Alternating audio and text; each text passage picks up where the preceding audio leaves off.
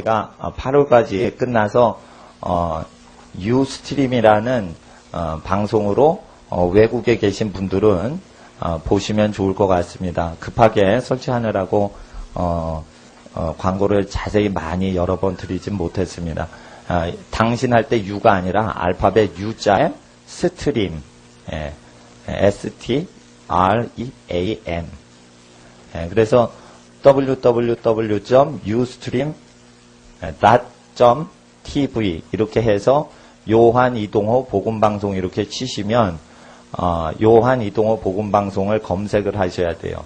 그러니까 검색하시면은 뜨는 게 나옵니다. 그러면 클릭하고 들어가시면 외국에서 같이 예배를 드리실 수 있고 녹화 방송도 올리겠습니다.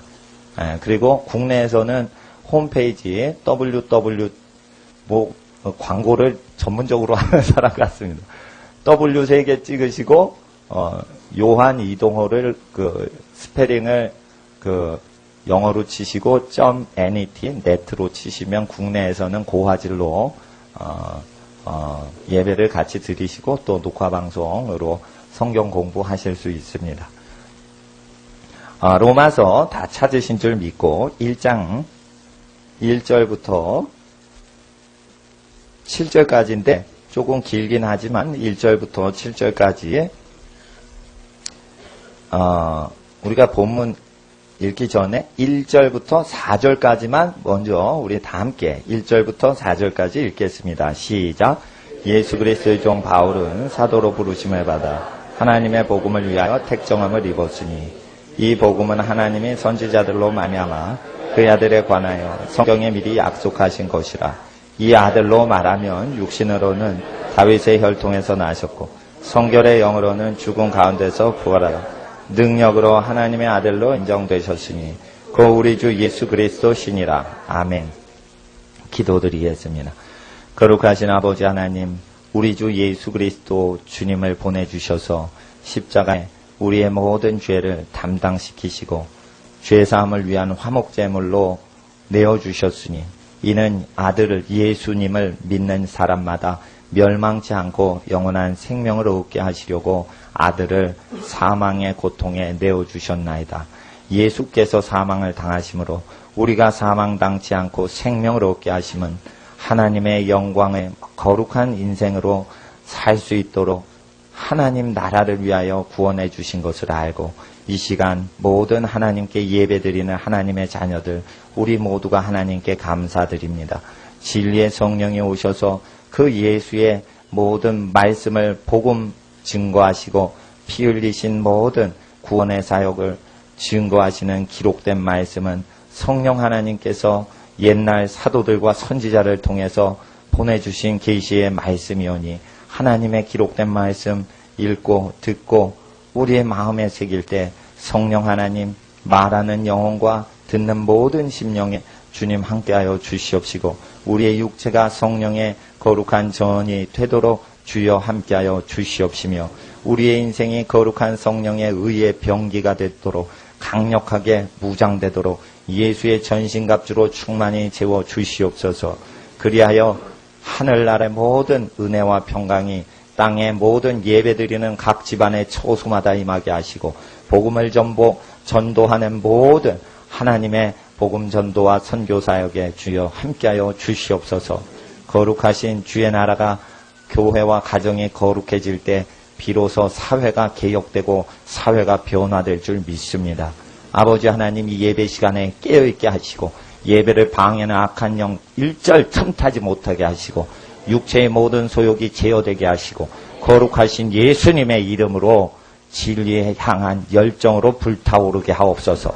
거룩하신 예수님의 이름으로 성령님 의지하며 기도드리옵나이다. 아멘. 로마서 1장엔 예수 그리스도의 종 바울은 사도로 부르심을 받아 하나님의 복음을 위하여 택정함을 입었으니 2절을 읽어주시기 바랍니다. 2절 다시 한번 시작.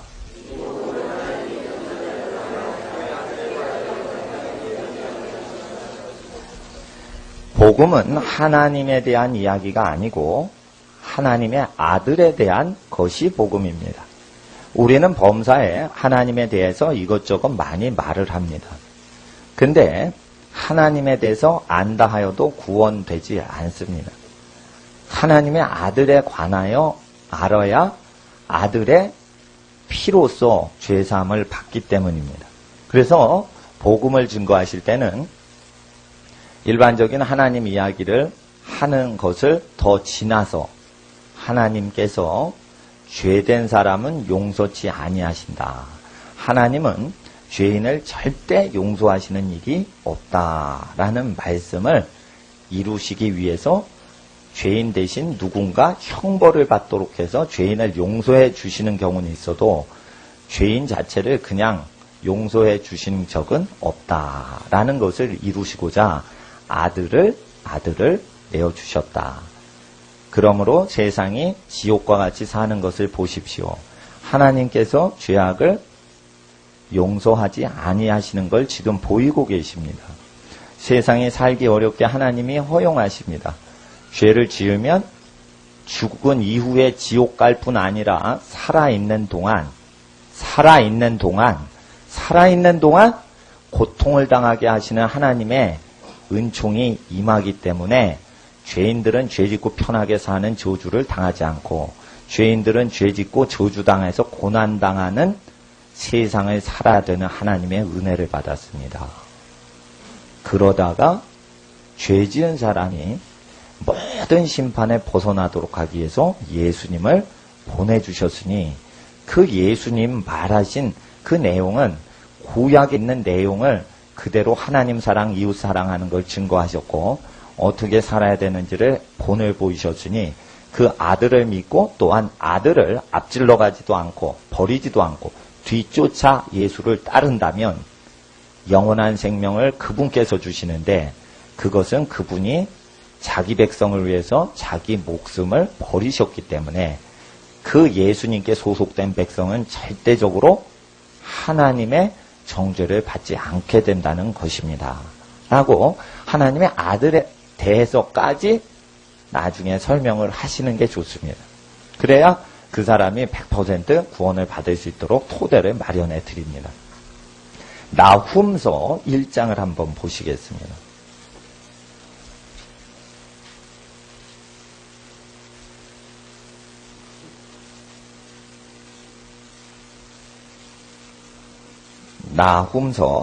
나훔서는 요나서 뒤에 미가서가 있고 미가서 뒤에 나훔서가 있고요. 나훔서 뒤에 하박국이 있어서 하박국 앞에 있습니다. 나훔서는 3절을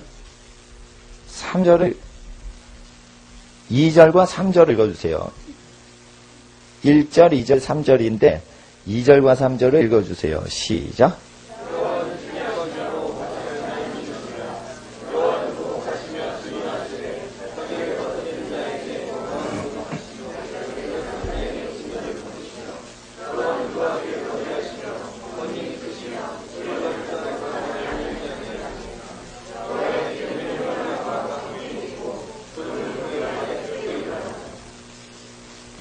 여기서 3절에 여호와께서는 죄인을 결단코 사하지 아니하시느니라 라는 언약을 지키시고자 예수님을 죽이지 않고 그냥 사람을 용서해 주시면 이 언약을 어기게 됩니다. 하나님은 절대적으로 언약, 자신의 말씀하신 그 말씀을 그대로 지키셔야 됩니다. 그렇지 않으면 하나님이 되실 수가 없는 것입니다. 하나님은 원래 죄인을 절대 사하지 않는 속성을 갖고 계십니다. 진짜 하나님은 그렇게 속성을 갖고 계십니다. 진짜 하나님은 죄인을 절대 사하지 않으시는 분이라 오래오래 참기만 하시지 결단코 보복하시고 결코 진노를 없애지 아니하십니다. 2절은 투기하시고 보복하시고 진노하시고 거스린 자에게 보복하시고 대적하는 자에게 진노를 품으시는 하나님으로 표현을 합니다. 이게 진짜 하나님입니다. 그래서 세상이 악이 많기 때문에 살기가 어렵게 되게 허용하시는 하나님을 하나님께서 지금 나타내고 계시는 겁니다. 그래서 신문을 보고 하나님을 읽으셔야 됩니다.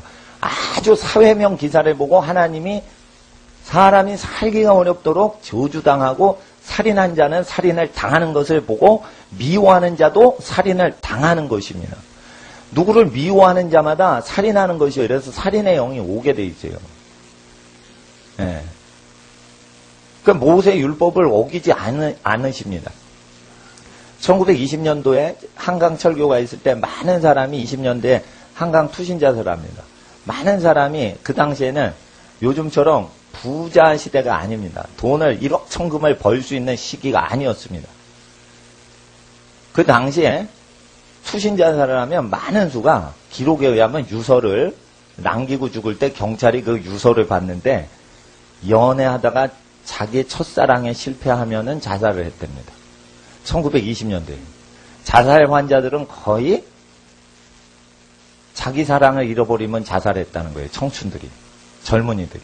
그냥 한강대교가 1920년도에 사람들 많이 강 아래로 떨어져 죽었습니다. 이건 무엇이냐면 모세율법에 첫사랑을 하다가 몸을 합쳤는데 결혼을 못하죠. 가정을 못 이루죠. 그럼 사람이 죽고 싶은 생각이 들게 돼 있는 것은 여호와께서 결혼 밖으로 몸을 더럽히면 죽는다 이랬습니다. 음행하면 죽는다 이랬습니다. 그래서 자살 충동이 대학생이나 연애하는 청년 세대에 지금도 일어나는데 요즘은 너무나 연애가 보편화돼서 연애에서 상처받아도 자살을 많이 안 하지만 1920년대는 연애가 금기시된 사회에서 연애를 하다가 결혼으로 도달을 못했을 때 상실해서 자살하는 청춘 남녀들이 많이 있었다는 것입니다. 그것은 불신자에게도 자신이 율법을 벗어나지 않고 심리가 움직인다는 것을 하나님 증거하고 계시는 것이에요. 한강 투신자사라는 현상을 보더라도 여호와의 율법, 모세의 율법을 모르는 사람에게까지 모세의 율법의 현상이 심령에 역사한다라는 것입니다. 그래서 우리는 하나님의 십계명은 그대로 지켜야 될 덕목이라는 것입니다. 하나님의 십계명은 사회 조직에 소속돼서 사회 조직에 맞춰서 생활하는 사람에게 출애굽할 사람에게 가르쳐 주셨고 10가지 계명을 요약해서 가르쳐 주신 것은 아브라함 때가 아닙니다. 자연법 그대로 살고 가족 속에서만 살면 10가지 계명을 두루 가르쳐 주시고 돌판에 새기진 아니하시는데 사회활동을 하고 인위적으로 하나님이 왕이 되지 못하게 하고 사람이 왕 노릇하는 세계에서 생활하는 분은 10가지 계명을 모세로부터 배우셔야 되는데 배우지 않더라도 그걸 본성이 갖고 있다라고 신명기 30장에 기록이 되어 있습니다. 그리고 모세 통해서 말씀하셨을 뿐 아니라 하나님께서는 나홈을 통해 말씀하십니다. 죄인을 결코 사하신 적이 단 한 명도 인류 역사상 없습니다. 그래서 반드시 죄사함을 위해서는 죄의 삭신 사망을 누가 대신 당하도록 해서 죄사하는 경우는 있어도 아무리 회개를 해도 죄사함은 적이 없어요. 하나님은 잘못했습니다. 진정으로 회개하고 회개의 열매를 착한 열매를 맺으면 용서를 해주시지 않고 피를 뿌려라 이렇게 명을 하십니다. 그럼 피 뿌림으로 말미암아 죄사함이 있어서 피 뿌림이 없은즉 죄사함이 없고 이렇게 되어 있습니다. 그래서 회개를 함으로 죄사함이 이루어지지 않고 회개하는 사람 그래 잘못했느냐? 인류가 잘못했느냐? 라고 우리에게 말씀하십니다. 그러면 회개한 것 같고 안 되고 죄인을 나는 결코 사할 수가 없으니까 의인을 대신 잡아 죽여라 이게. 의인을 대신 잡아 죽여라 이게. 의인은 누구냐 이게. 하나님 형상이야 의인이에요.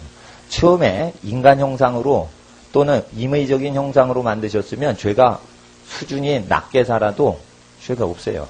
처음에 근데 사람을 수준 있게 만드셨는데 하나님처럼 만드셨어요. 그래서 하나님처럼 기능하는 온전한 의인 데려와라 이거예요. 잡아 죽이게. 사람 중에 의인이 없습니다. 하나님의 모습을 갖고 있는 의인이 없습니다. 그래서 하나님께서 아들을 보내셔서 완전한 하나님이시지만 완전한 사람이라 완전히 하나님의 형상으로 살아가시는 사람을 잡아서 죄 없는데 죽이신 것은 왜 그렇습니까? 나훔서 1장 3절에 죄를 결코 사실 수 없으신 하나님이시기 때문에 그런 것입니다. 그래서 겟세마네에서 예수님이 어떤 눌림을 당하셨냐면 내가 내 심령이 심히 민망하여 죽게 되었노라 했을 때는 무슨 누름을 받으신 거냐면 하나님께서 인류 역사상 이 나홈서에 나오는 내가 보복하리라, 내가 진노하리라, 인류에 대한 진노와 모든 보복하는 영혼과 육신을 눌러버리는 그 저주를 예수님이 다 받으시는 겁니다. 그러니까 기도를 열심히 해서 땀이 피같이 떨어진 게 아니고 그 인류의 모든 재앙을 당하시면서 그 인류에 대한 하나님의 보복과 진노하시는 감정을 그대로 받으시는 겁니다. 그러면서 그 무거운 짐을, 죄짐을 지면서 또한 죄인들을 위해 중보도 하시는 겁니다. 굉장히 어려운 걸 하시는 겁니다. 또 십자가에 못 박혀 죽임 당하실 때 못 박더라. 누가복음에 그렇게 돼 있어요. 못 박았더라. 십자가에 못 박더라. 그리고 다음 그 밑에 구절 보면 저희들의 죄를 사소서 저희들이 하는 것을 알지 못합니다 했을 때 그 문맥에 하면 누가복음에 분명히 못을 방망이질해서 망치질하는 사람을 위해 중보를 했습니다. 그 문맥에 의하면 이스라엘 온 백성이라고 볼 수도 있지만 못을 대못을 자기 살을 뚫어버리고 박는 사람을 위해서 중보를 하셨어요. 그러니 예수님이 얼마나 힘든데도 그 원수를 다 위해 중보를 하십니까? 그것은 아버지께서 절대 죄인은 용서를 해주시지 않는다는 것을 예수님 아시는 거예요. 예수님 나훔서를 다 아십니다. 나훔서 1장 1절을 보세요. 나훔서 1장 1절. 나훔서 1장 1절을 보세요. 시작.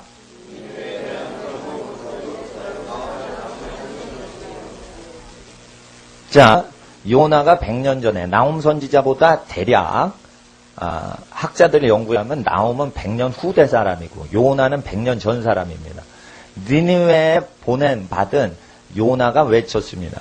회개만 하니까 어떻게 해요? 회개만 하니까 재앙이 안 왔죠. 그게 뭐예요? 하나님이 오래 참으셨다는 거예요. 그게 죄를 사해줬다는 게 아니에요. 오래 참으신 거예요. 100년을 참으신 거예요. 그리고 죽여버리신 거예요. 그래서 2절에 하나님이 진노하시는 내용에 대해서 나오고 3절에 오래 참은 걸 얘기하시는 거예요. 그리고 그 모든 구약의 진노를 하나님의 아들 예수께 퍼부으시는 거예요. 그래서 인류 모든 죄를 담당을 하시는 것이지 당시에 예수님 당시에 죄인들 죄짐을 지신 게 아니에요. 인류 동안 하나님이 오래 참으신 진노를 어느 일정 시대에 예수님이 오셔서 그걸 다 뒤집어 쓰신 거예요. 그래서 아벨의 피로부터 사가랴의 피까지 이 세대가 감당을 하는데 바로 예수를 잡아 죽이는데 예수를 잡아 죽이는 것은 아벨이 예수의 말씀을 예언했다는 거예요. 근데 아벨 죽였다는 거예요. 가인이. 아벨을 왜 죽였냐면 아벨이 착해서 죽인 게 아니라 아벨이 예수를 나타냈다는 거예요. 그래서 아벨의 피는 예수의 피 흘리는 어떤 그 동일한 현상인 거예요. 예수님의 말씀을 아벨이 뭔가 증거를 했던 거예요. 그래서 가인이 싫어가지고 죽인 거예요. 하나님 앞에서 이와 같이 예수님은 인류의 모든 죄를 담당을 하셨습니다. 그리고는 영원한 생명을 증거하시려고 예수께서 생명의 말씀을 증거하셨는데 회개하라 천국이 가까워 왔느니라. 이것이 마태복음 첫 번째 설교입니다. 회개를 하고 하나님 나라에 들어갈 수 있게 되는 것입니다.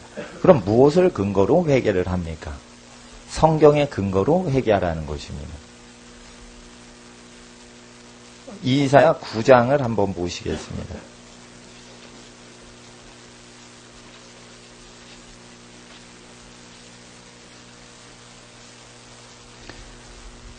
성경으로 말미암아, 구약 성경으로 말미암아 하나님의 복음은 그 아들에 대하여 미리 약속하신 것입니다.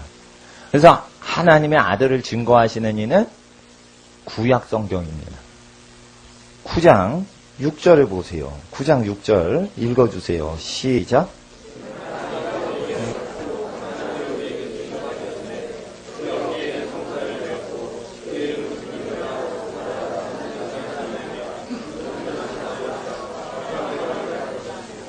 어떤 아기가 우리에게 낳기 때문에 1절부터 5절까지의 내용이 이루어집니다라는 것입니다.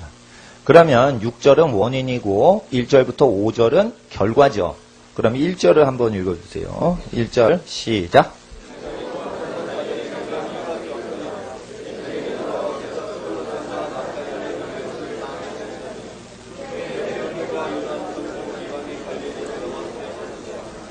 예.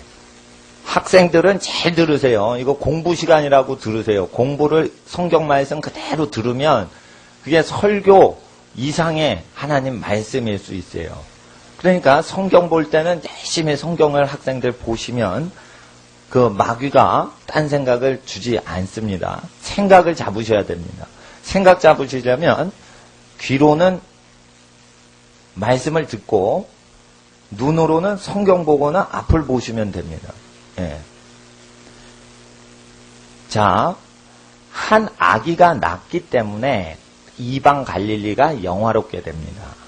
그래서 예수님은 갈릴리 전도 사역을 처음 하시는 이유는 천국 복음을 증거하시려고 오시는데 어떤 아기가 나면 하나님이 아기로 오신다는 거예요. 6절에. 그래서 이방 갈릴리가 영화롭게 된다는 거예요. 그러면 하나님, 전능하신 하나님이요 영존하신 아버지 하나님께서 한 아기로 말씀이 하나님이신데 그 말씀이 육신으로 아기로 오신다면 그분은 어디서 전도를 하신다? 갈릴리에서 전도하신다라고 돼 있죠. 그러니까 이거 이사야서대로 하나님의 아들이 갈릴리로 오신다는 거 기록이 돼 있죠. 그러니까 다시 로마서 1장 2절 보세요. 이제. 나훔서를 봐도 아들에 대해서 이해가 되고 이사를 봐도 아들에 대해서 이해가 되셔야 됩니다. 로마서 1장 2절. 이 복음은 하나님이 선지자들로 말미암아 그의 아들에 관하여 성경에 미리 약속하신 것이라. 그래서 복음서는 갈릴리 전도부터 예수님의 사역을 설명하시죠. 그래서 구약 성경이 하나님의 아들에 대하여 증거를 하고 계시죠. 그러니까 하나님의 아들 예수는 구약이 증거하는 분이다.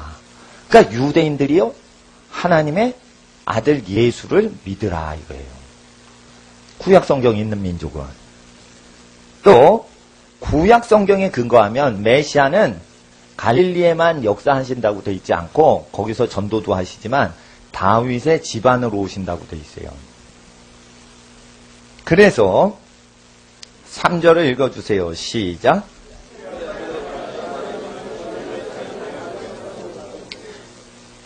이건 다윗의 집안에서 왔는데 다윗의 혈통에서 혈통에 밑줄 긋고 씨라고 쓰세요. 혈통이라는 뜻이 없어요. 원어에. 씨예요. 씨라고 돼 있어요.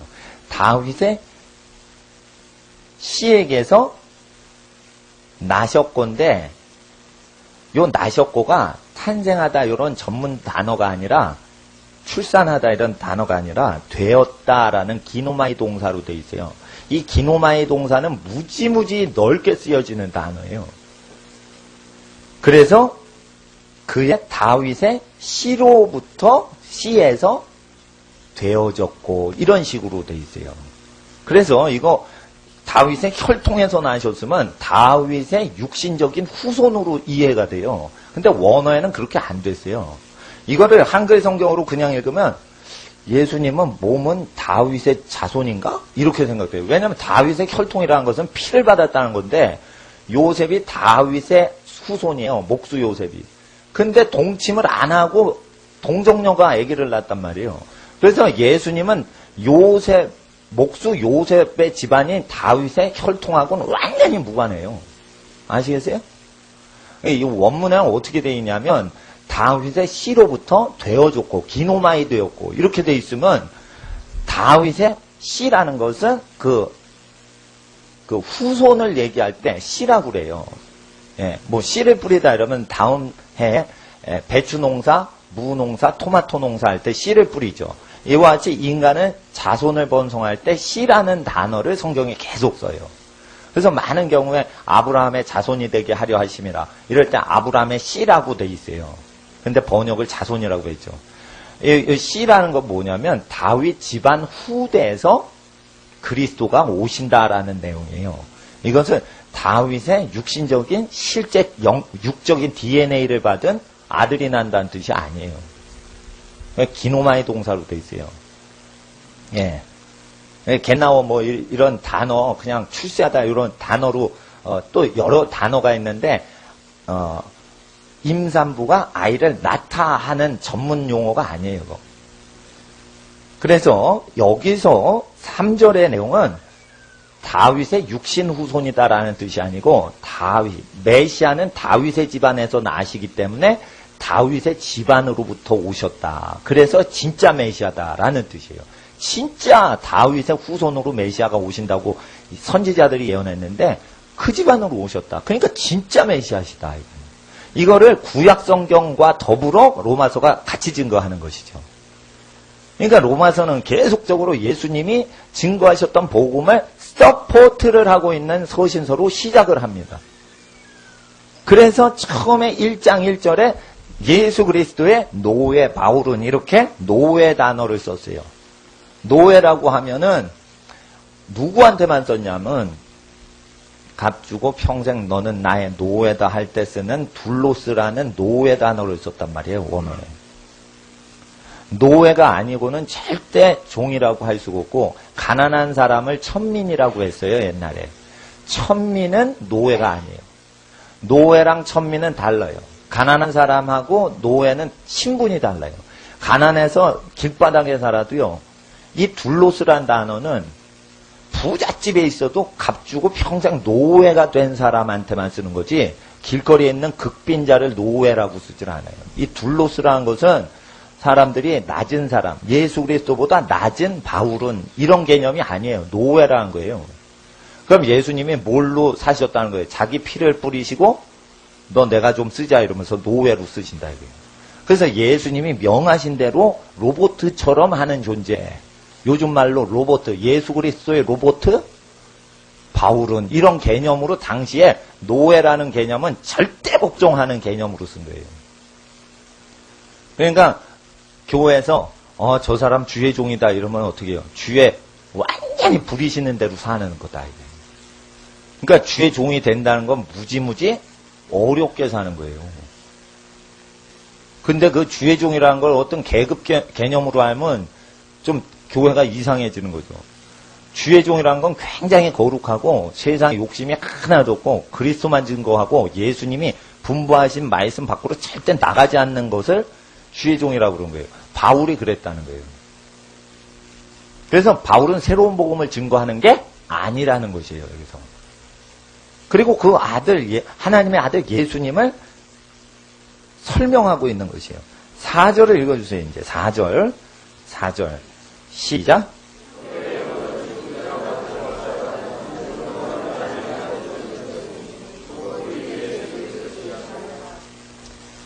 이것도 3절과 더불어 4절도 잘못 읽으면 예수님은 그냥 인간이었는데 갑자기 죽은 자 가운데 부활해서 그때부터 하나님의 아들로 인정되신 걸로 잘못 이해해야 돼요. 왜 이렇게 번역이 됐냐면 독일 학자들은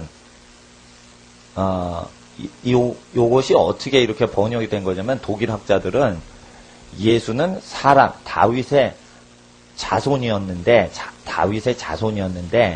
부활한 이후부터 하나님의 아들로 인정이 실제 됐었다. 이렇게 잘못 가르쳤어요. 그 영향받은 거예요. 예수님은요. 부활 사건 전부터 하나님의 아들로 인정됐어요.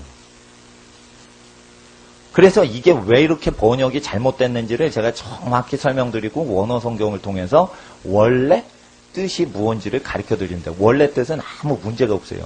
근데 번역을 이상하게 하는 거라. 이건 뭐냐면 순서가 뒤죽박죽이 돼버렸어요. 원어에는 4절에 첫 번째 나오는 게 인정된 하나님의 아들 능력 안에서 이렇게 돼 있어요. 그건 뭐냐면 능력 안에서 인정이 되는데 카타 성령 이렇게 돼 있어요. 성령에 의해서 증거가 되는데 능력이 일어나면서 하나님의 아들이신 게 예수가 하나님의 아들이신 게 성령 역사를 통해서 증거되셨다는 뜻이에요.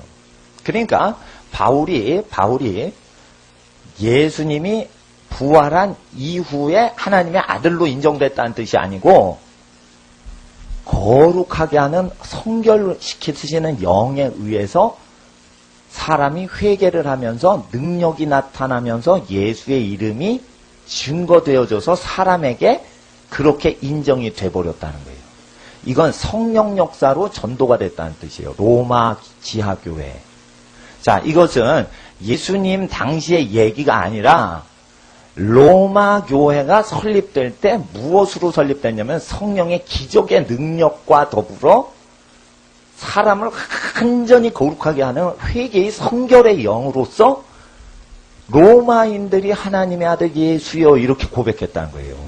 요거는 로마 선교 되기 전에 예수님이 하나님의 아들로 인정된 걸 얘기하는 게 아니고 로마와 그리고 유럽 선교에 있어서 그렇게 전도가 될 때 능력으로 성령이 나타나시는데 능력만 나타나시는 게 아니라 회개의 성결케 하시는 죄를 완전히 회개시키는 것으로 하나님의 아들이 전파될 때 그때 능력과 거룩으로 사람들이 변화되면서 하나님의 아들을 고백했다 이게요.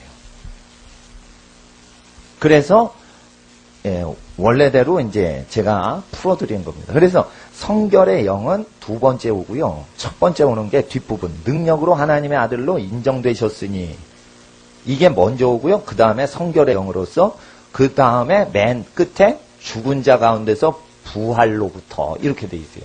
그럼 뭐냐면 하나님의 아들로 전파되는 것은 그분이 죽은 자에게서 부활될 때부터 이방으로 전도가 됐기 때문에 부활하여가 아니에요. 에크 부활 이렇게 돼 있어요.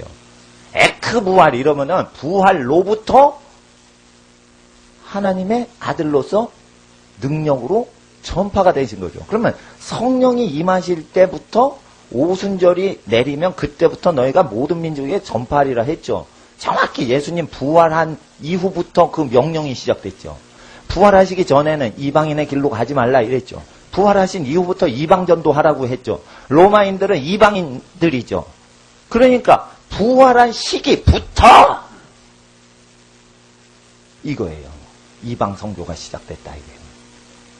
이건 아주 수십 년 전에 예수님 당시에 그 상황을 얘기하는 것이 아닙니다.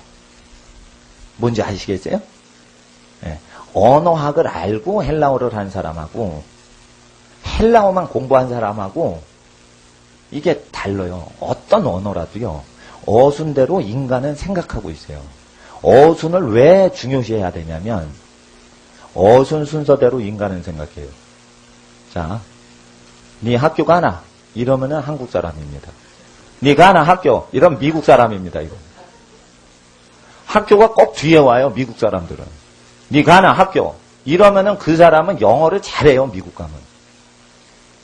근데 네 학교 가나? 이러면은 영어를 못합니다. 중국 사람들이 왜 영어를 잘하냐? 어순이 영어하고 거의 유사해요. 목적어가 뒤에 와요. 그러니까 중국 사람들이 영어를 되게 잘해요. 그리고 한국과 일본 사람이 왜 영어를 못하냐? 어순이 영어랑 반대로 돼 있어요. 유럽 사람한테 이 세계에서 이 온 세상에서 제일 배우기 어려운 언어는 무엇이냐 딱 대가면 한국어, 태국어 이런 것들. 우리는 아랍어 이런 거 들죠?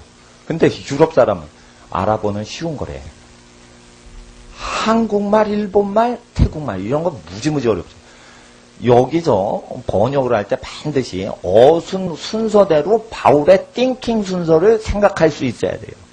제가 10가지 언어 분석을, 문법 분석을 해본 결과 생각 구조대로 인간은 어순이 그 민족이 결정되지, 어순은 생각 구조다. 사고 방식의 순서 방식을 얘기하는 게 문법의 어순이에요. 그래서 미국 사람은 동사부터 얘기하죠. 목적어 뒤에 얘기했죠. 그래서 뭐예요? 동사를 중요시하는 거예요. 한국 사람은 동사 끝에 하죠. 상황을 다 설명하죠. 그러니까 여러 가지 것을 상황을 얘기하고 나중에 결론을 얘기하는 것이에요. 4절을 다시 한번 읽어주세요. 시작.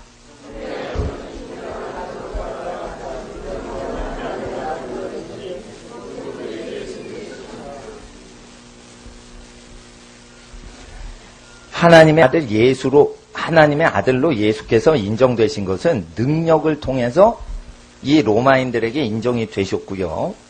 그리고 거룩하게 하는 영으로서 하나님의 아들이 인정되셔서 거룩의 영을 따라서 하나님의 아들로서 어떤 죄인들이 인정했다는 거예요.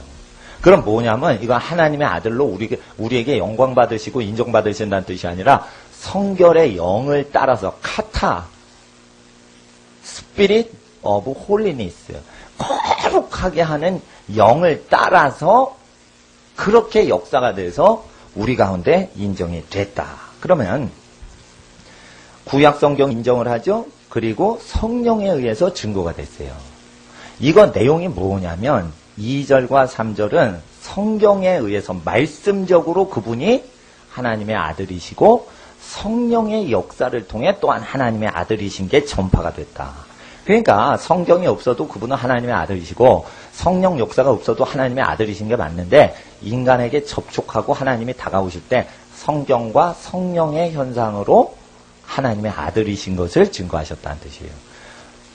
그래서 부활하셨기 때문에 하나님의 아들이 되셨다는 게 아니에요. 근데 부활하셨기 때문에 그때부터 하나님의 아들이 됐다라고 독일 일부 신학자들이 그렇게 막 가리키고 복음서는 복음이 아니고 로마서부터 복음이다 이렇게 가리키는 일부 학자가 있어요. 요거를 신학 공부를 많이 안 하신 분들은 그런 학파를 몰라요. 근데 그런 영향이 일부 들어가 있어요. 이거 해석하는데. 그래서 이제 어순을 뒤죽박죽 해놓은 거예요. 어순을 뒤죽박죽으로 해놓으면 그때부터는 해석자, 자기, 번역가, 자기 마음대로 해석하는 거예요. 자의적으로 하는 거예요. 그러니까 헬라어를 공부해도 헬라어 해석이 다 틀리는 거예요.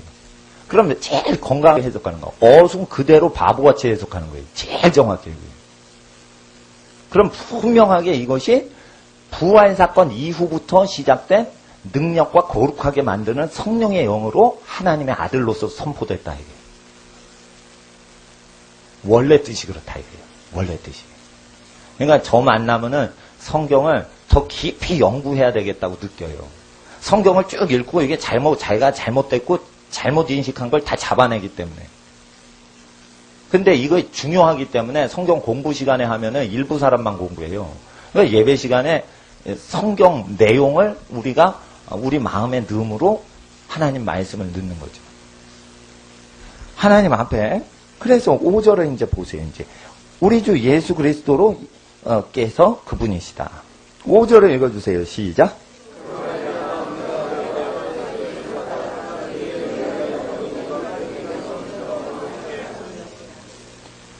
그래서 그로 말미암아 우리가 이방인을 순종케 한다 이랬어요.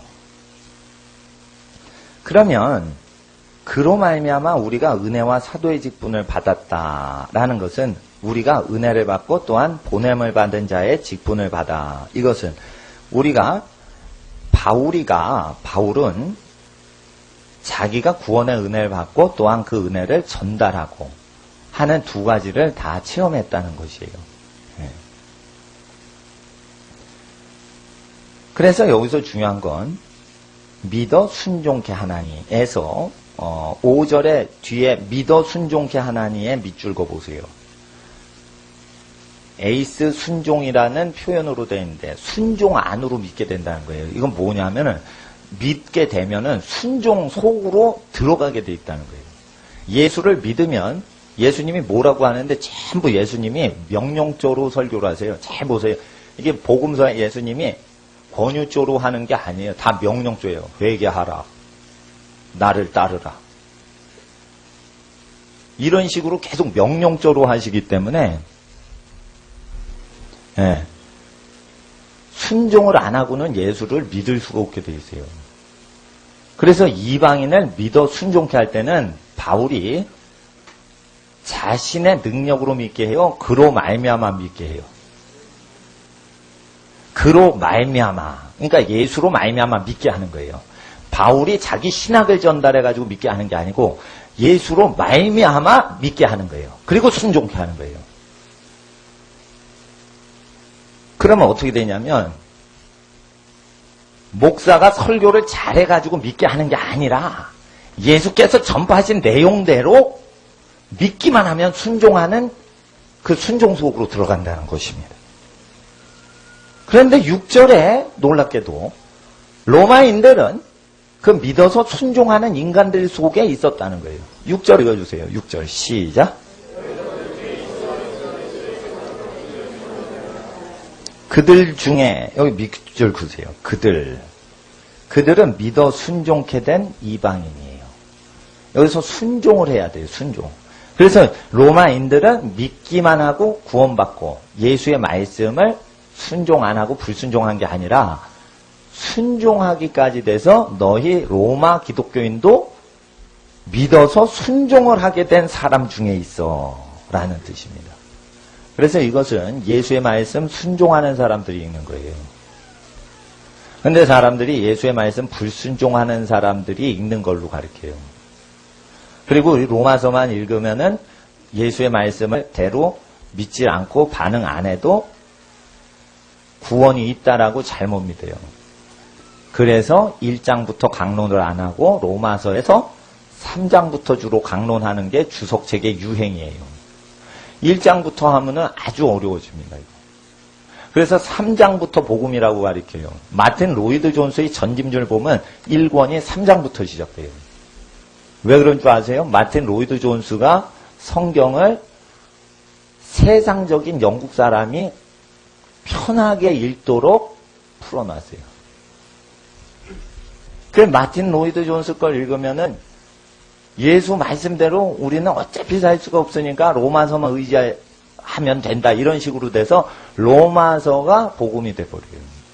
근데 로마서는 지금 그 얘기를 안 하고 있어요. 그리고 로마서 번역도 지금 3, 4절이 잘못되어 있단 말이에요. 원래 그렇게 읽는, 제가 말씀드린 대로 어순을 존중하면서 생각을 하면서 한글 문법이 다르니까 번역은 어떻게 하건 해석하는 방향이라는 게 있어요. 신학에서. 해석의 방향은 어순을 따라서 생각을 하면서 그 안에서 해석을 해야 되는데 어순을 파괴하면서 해석을 하면 완전히 다른 문장이 돼버려요. 이 언어라는 것은. 그래서 한번 이 A라는 언어에서 B라는 언어로 번역이 될 때는 75%는 깨져버려요. 언어가. 그래서 반드시 말하는 어법 구조는 다르니까 그건 감수하더라도 생각을 하는 순서와 사고 구조를 바꾸면 안 되는 거예요. 사고 구조 자체를 보존하는 게 어순이란 말이에요. 그래서 제가 미국 가서 영어를 못해요. 근데 왜 영어를 잘하냐? 저는요, 한국에서 말할 때 너 먹었냐 밥? 이렇게 얘기를 했었기 때문에 미국 사람들이 내가 영어를 하면 알아들어요. 그냥 어순을 맞춰서 말했던 습관이 있으니까. 그러니까 저는 영어는 잘 못해요. 아무리 공부를 해도 못 알아먹겠고 어려워요, 외국어. 예. 그래서 어떻게 해요? 외국어 잘하는 법, 쉽게 즐기는 법. 그 어순 순서대로 내가 한국말을, 그 미국 가기 전에 한국말을 그렇게 쓰는 거예요, 계속. 먹었냐, 밥? 이렇게 계속 말을 하는 거예요. 제 동생한테 전화할 때도. 그렇게 쭉 하다가 미국 가는 거예요. 그러면은 막 생각대로 막 하면은 대충 구조가, 문법이 맞는 거예요. 예. 그러니까 문법대로 하려면 머리가 아프니까 말 습관을 바꾸는 거죠. 한국말을 그렇게 하는 거죠. 그러니까 제 말을 쭉 설교를 들으면 문법 파괴 현상이 있죠. 그래서 덜 졸리는 거예요. 왜냐하면 신의 하나님 여러분 뭐 이러면서 문법적으로 정리정돈돼서 쭉 하시는 분들은 이게 예측이 되기 때문에 졸아요. 예측이 안 되게 말을 탁탁 쏴야 되는데 그래서 문법을 파괴하면서 이렇게 도치법으로 이렇게 말을 하는 게 사람들이 다음번에 뭐 나올까 이렇게 흥미진진하게 돼서 덜 줬는 거예요. 하나님 앞에서 우리가 예수님을 증거할 때 언어가 부족해도 언어에 충실하게 그걸 따라가면은 이게 되는데, 그래서 신학 공부하는 것보다 언어학을 공부하는 게 성경 연구하는 데 더 도움이 됩니다. 제가 두 가지 다 해봤는데 언어학을 공부하는 게 훨씬 성경 연구하는 데 도움이 되고요. 신학을 공부하면 방해가 많이 되고요. 신학을 공부했을 때 도움되는 것은 하나님을 잘못 이해한 사람의 이 논리 구조를 이해하는 데 도움을 줘요. 저 사람이 독일 사람이 저 미국 사람이 하나님을 잘못 이해하고 있을 때 잘못 이해한 사람하고 말이 안 통합니다. 여러분 잘 아셔야 돼요. 말이 안 통해요. 말이 안 통할 때 그 사람이 어떻게 그 사고방식이 형성됐는지 신학적으로 완전히 난 꿰뚫기 때문에 말이 되게 하는 거예요. 그러니까 언쟁에서 지든지 뭘 하든지 그 사람이 우기든지 하는 경우는 있어도 그 사람 사고 구조가 어느 신학에서 쭉 왔는지를 다 아니까 그게 설득이 되고 이해가 되는 거예요. 이해시킬 수가 있는 거예요. 그래서 타락한 사람, 세속적으로 하나님을 이해하려는 그 사고 구조를 이해해야 세속적인 사람을 맞추어서 설명을 하기 때문에 신학을 공부할 필요는 있어요. 그러나 하나님을 알고 복음을 전도하기 위해서 신학을 공부할 필요가 없습니다. 오히려 성경학교 졸업한 사람이 훨씬 하나님께 쓰임받을 수 있어요. 그러나 타락한 사람이 하나님 모르면서 하나님에 대해서 논하는 사람이 많기 때문에 그 사람들을 이해하고 설명하고 가까이 접근하기 위해서 신학 공부를 꼭 해야 됩니다. 사람에게 눈높이 맞춰주기 위해서. 하나님께서는 로마서를 성령으로 감동을 주신 거예요. 로마서는 예수 그리스도 복음을 믿고 하나님 앞에 나온 순종한 사람들에게 주신 것입니다. 8절을 읽어주세요. 시작.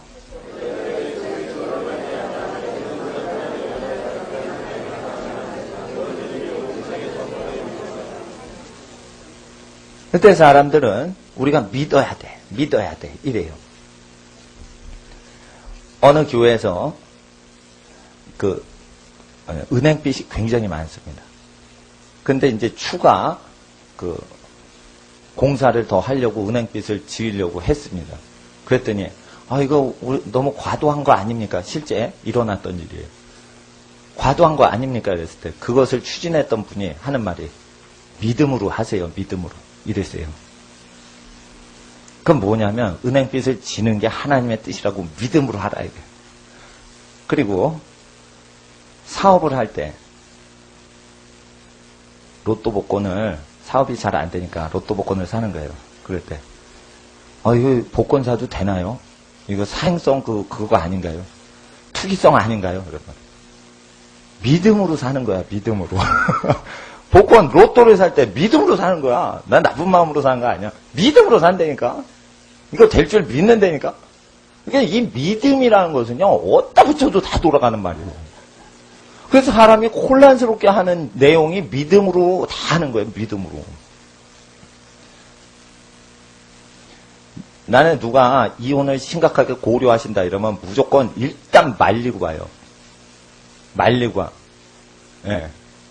예수님이 수가성 여인을 만났어요. 남편 5명이 있었는데 현재 있는 사람이 남편 아니라고 그래도 예수님은 뭐라고 그랬어요? 네 남편 데려와라 이랬죠. 그러니까 뭐예요?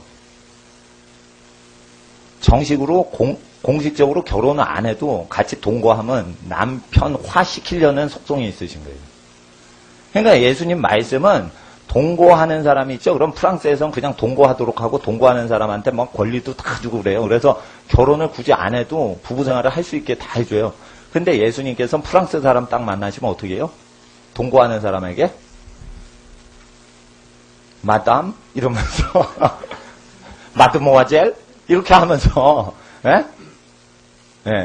얘기할 때 마담을 부를 때 네 남편 불러와라 이렇게 하지만 마드모아젤 그 아가씨 아니에요? 불어 잘하시는 분들 맞아요? 예? 맞죠. 마드모아젤은 그 아가씨입니다. 예, 결혼 안 한 미스입니다. 미스. 마드모아젤 네 남편 데려와라 이렇게 얘기합니다. 프랑스 사람 만나시면 마드모아젤 아가씨요? 네 남편 데려와라. 지금 있는 거는 내 보이프렌드인데 내 남편 아닌데요? 남편이라 이거예요. 그러니까 예수님은 되도록 현재 있는 사람 그냥 정상적인 가정을 만들어주려고 애를 쓰시는 거예요. 예. 그래서 마귀의 정죄나 공격을 당하지 못하도록 하는 거예요. 하물며 합법적으로 결혼해가지고 결혼 예배를 드리고 신혼여행까지 갔다 온 사람들이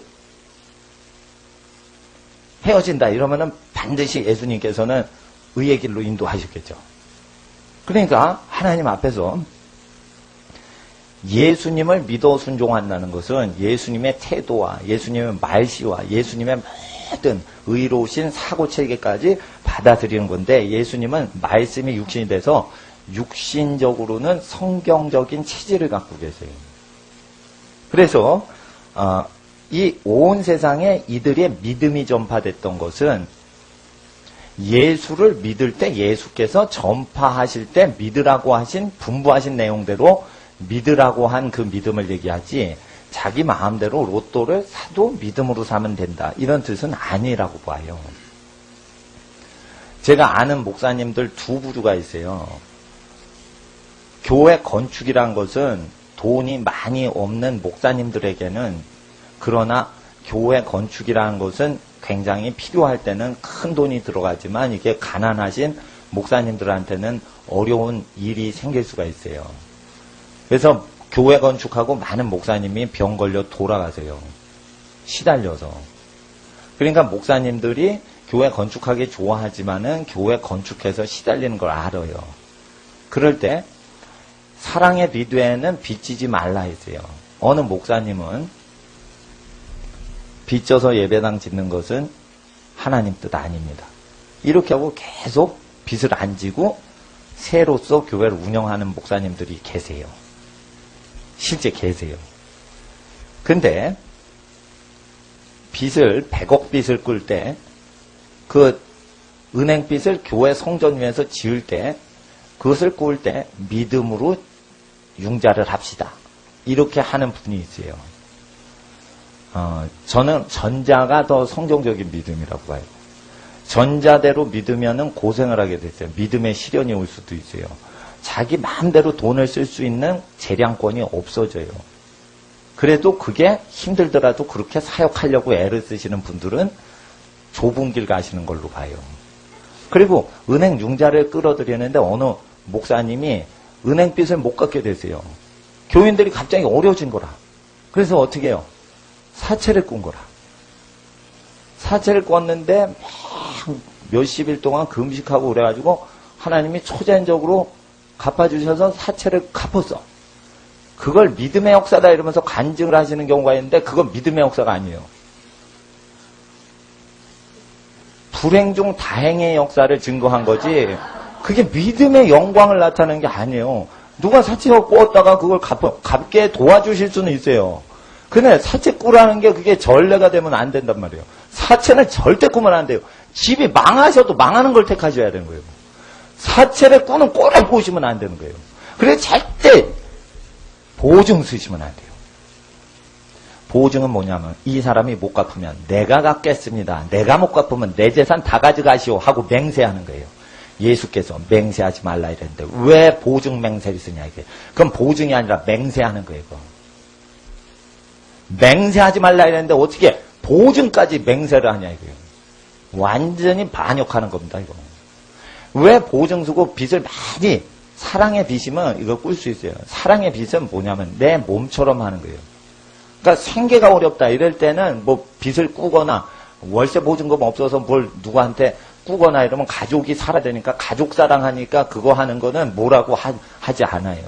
하나님이 그건 불쌍해 보시고 뭐라고 안 하세요. 그러나 욕망으로 빛을 꾸는 것 자체는 하나님께서 그 믿음으로 안 보십니다. 근데 이 믿음으로 하면 믿음이 그냥 내 믿음으로 다 된다. 내 믿음으로 된다.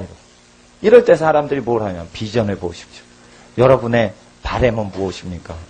100억 부자가 되는 것입니까? 전 세계 49개, 40여 개국에 여러분 회사에 지사를 차리는 것입니까?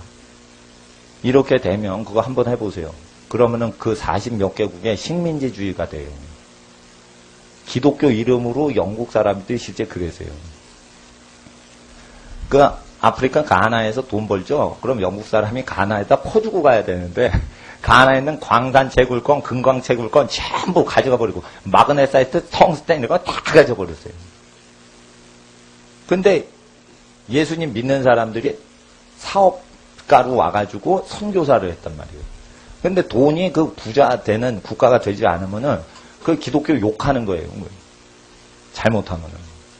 그래서 자원이 착취된 나라는 전부 적그리스도 나라가 됩니다. 기독교 국가가 그렇게 선교를 명목으로 그렇게 했을 때. 그러니까 한국에서 번 것은 한국에서 번창케 하고 아프리카 가나에서 번 것은 가나에서 번창돼서 그 민족이 잘 먹고 잘 살도록 내버려둬야지 전 세계 다국적 기업으로 해서 뉴욕 본사로 쫙 빨아들이거나 이러면은 어떻게 돼요? 영국 하는 짓 하는 거예요. 그러니까 현대 모든 사업하시는 분이 믿음으로 사업을 한다. 그래서 부자가 돼서 하나님의 선교 베이스 캠프를 주겠다 이러면은 큰일 나는 거예요. 예. 그래서 하나님 앞에서 그런 것은 세상적인 사업가 등의 날개를 타고 날아가는 건데 그건 안 좋아요. 예수 베이스를 깔아야 돼요. 예수님은 좁은 길로 가셨기 때문에. 그래서 결국은 수고한 만큼만 선교가 되게 해야지 효율적으로 하면 선교가 막히게 됩니다. 여기서 8절에 너희 믿음이 온 세상에 전파된다는 내용은 예수 그리스도께서 믿으라고 하는 내용이 전파되는 거예요. 그래서 아마 이들은 빚져서 예배당 짓지를 않았을 거예요. 그래서 초대 기독교 300년 동안 건물 짓지 않고 장소를 빌려서 주로 했어요. 예. 그리고 적그리스도가 오면 뺏어갈 걸 아니까 그래서 그런지 로마 제국 치하에서 그렇게 했습니다. 그럴 때 이 믿음, 8절에 나오는 너희 믿음이라는 것은 9절에 그의 아들의 복음을 믿는 거예요. 그래서 9절을 한번 보시고 읽어주세요. 9절 시작.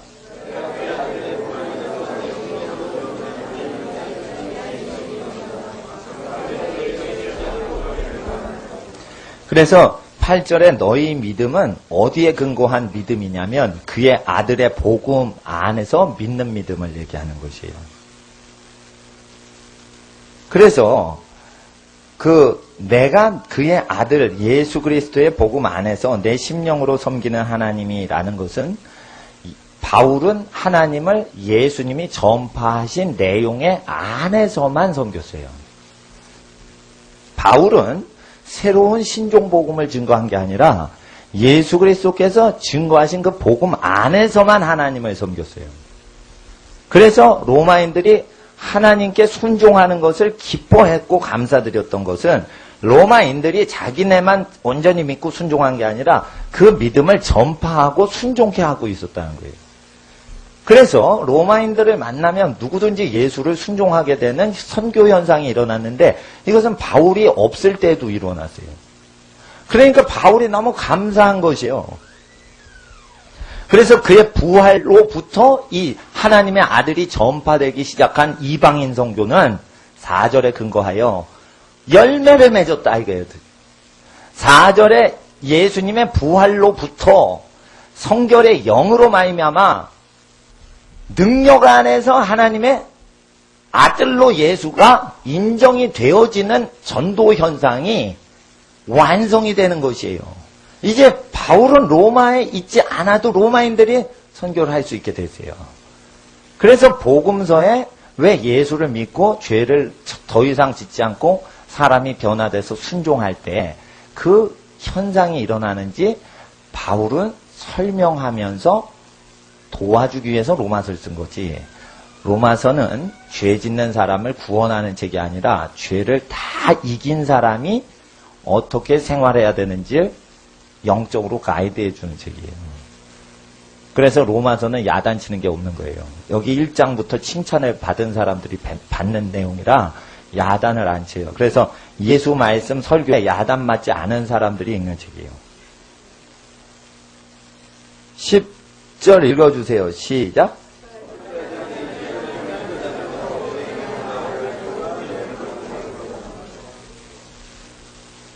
그건 뭐냐면 복음을 다 증거하고 이렇게 믿음으로 사는데 왜 로마인들에게 나아가기를 원할까요? 그것은 11절에 은사사역을 위해서 나아가기를 원한 거예요. 11절 읽어주세요. 시작.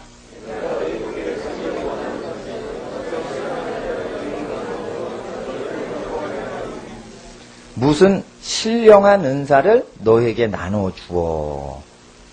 어떤 신령한 영적인 은사를 나누어 주기 위해 하기 때문에 로마에 다시 가기를 원한다. 이래요. 이런 신령한 영적인 은사는 반드시 예수의 말씀을 믿어 순종하는 사람한테 주는 거지, 절대 예수의 말씀을 순종하지 않는 사람이 은사사역하도록 허용하면 안 되는 거지. 자, 보세요. 병자를 사랑하고 병자를 위해 자기 걸 막 나눠주는 사람이 신유사역하는 게 순서지, 병자를 이용하는 사람이 신유사역하면 안 되는 거예요. 또 가난한 사람을 도와주는 사람이 자기 소유로 가난한 사람을 다 도와준 사람이 교회에서 사역을 하고 은사사역으로 돈을 많이 벌어서 돈으로 가난한 사람 도와주는 거지, 자기가 가난할 때 하나님 사역을 하지도 않았는데 어떻게 부자가 되는 은사가 오겠어요? 자기가 가난할 때 하나님 섬기지도 않았는데 어떻게 부자가 돼서 하나님 섬기겠어요?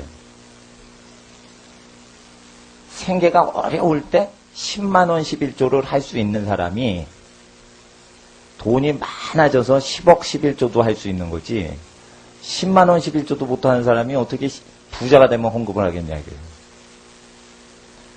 우리 친척 중에 내가 목사가 됐을 때 우리 사업하는 부류 쪽 친지분들이 있어요. 사업이 잘 되면 내가 후원을, 헌금을 많이 보내줄게, 동호야. 이거 나보다 위에 분들인가. 그 말을 한 사람 치고 1원이라도 보내준 사람이 없어요, 지금. 친척분들이 다 그러거든요. 사업을 일단 시작하면 그게 경쟁이 붙으니까 거기에 정신이 팔려가지고 못 봐요, 못 봐. 그러니까 뭐냐면은 꼭 교회를 안 나가는 분들이 그런 말을 하더라고요. 교회 안 나가시고 어떻게 전도할 때는 하나님 뭐 인정하려고 그러는데 교회 안 다니시는 분이 이렇게 사업에 완전히 꽂혀 계신 분들이 그런 얘기를 하는데 그러진 않아요. 로마인들은 예수님의 말씀을 다 지켰기 때문에 로마서를 받을 수 있는 거지. 로마서는 아무나 못 받아요. 그래서 아무나 받으면 이게 실족해요. 그래서 누구든지 지혜롭게 성경을 배우시면 실족한다는 거예요. 그래서 영국 신학과 미국 신학 조심하셔야 돼요. 멀리 하셔야 돼요. 독일 신학은 아예 받지 마세요. 독일 신학이 제일 더러워요. 독일 신학은 마귀학이라고 보시면 돼요. 그리고 영국 신학은 상당히 더러워요.